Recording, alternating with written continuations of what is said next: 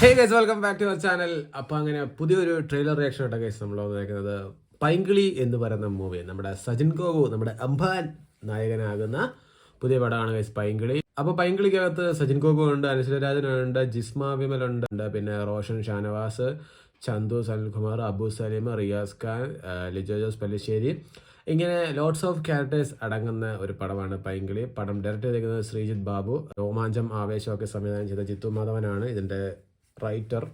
So നമുക്ക് എന്തായാലും പടത്തിന്റെ ട്രെയിലർ കാണാം ഗൈസ്.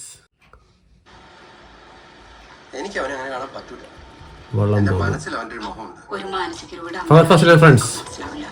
മനസ്സിലാവും അത് നിങ്ങളെ വട്ടണ്ട. ഇല്ലല്ല, അത് അവരെ നിങ്ങൾക്ക് മനസ്സിലാവും. ഇനി ഒളിച്ചോടാൻ പറഞ്ഞാലേ ബാഗും തൂക്കി വഴിക്കുള്ളിയോടാനല്ല, പ്രേമിച്ചിട്ട് ഒളിച്ചോടണം. പ്രേമിച്ച് ഒളിച്ചോടാനാണെങ്കിൽ എനിക്ക് കുറച്ച് കല്യാണത്തിന് നിന്ന് കൊടുത്താ പോരെ.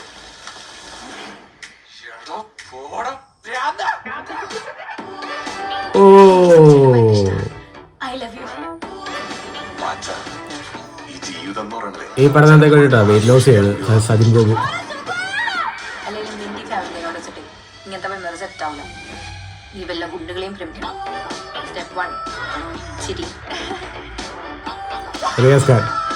സൂചിയുടെ അടുക്ക് ഒറ്റയ്ക്ക് സംസാരിക്കുന്ന ശീലമുണ്ട് എന്റെ ശബ്ദത്തിൽ. സ്റ്റെപ്പ് 2 നമ്പർ വെക്കണം. എന്തായിട്ടേക്കെന്ന്. സ്റ്റെപ്പ് 3 പ്രേമം. സ്റ്റെപ്പ് 4 ഒളിച്ചോടണം. ചേട്ടന് പ്രാന്താ സമ്മതിച്ചാത്തിരുന്ന പ്രശ്നം ഇപ്പൊ ചേട്ടനുള്ളൂ. സുഖൂന് പ്രാന്തില്ല. പോലീസുകാരുടെ വീടിന്റെ ഉമ്മറത്ത് വന്ന് നിൽക്കും. കല്യാണം കഴിക്കട്ടെ സൂചിട്ടാ.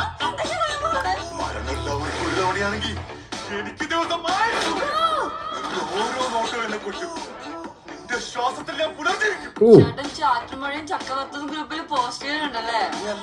മഷിത്തണ്ട് മാങ്ങാക്കറി എന്ന ഗ്രൂപ്പിലാണ് പോസ്റ്റ് ഇടുന്നത്. മഷിത്തണ്ട് മാങ്ങാക്കറി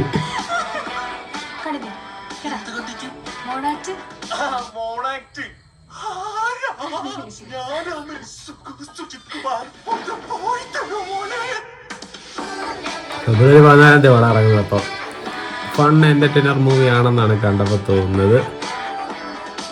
കൊള്ളാം. ട്രെയിലറിനകത്തുനിന്ന് വേറൊന്നും മനസ്സിലായില്ലെങ്കിലും എന്തൊക്കെയോ ഉണ്ട്. ട്രെയിലർ കണ്ടിട്ട് പ്രത്യേകിച്ച് വേറൊന്നും മനസ്സിലായില്ല. ഒരു ഫൺ എന്റർടൈൻ.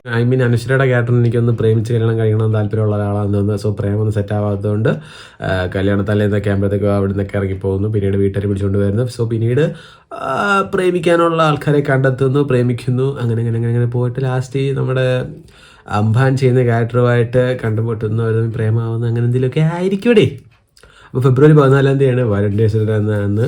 സോ അപ്പോൾ വാലന്റൈൻസ് ഡേ അന്നാണ് പടം ഇറങ്ങുന്നത്. അന്ന് 2-3 പടം ഇറങ്ങുന്നുണ്ട്. ആ കൂട്ടത്തിൽ പൈങ്കിളി ഉണ്ട്, പിന്നെ നമ്മുടെ ക്യാപ്റ്റൻ അമേരിക്കയുടെ പുതിയ പടം വരുന്നുണ്ട്.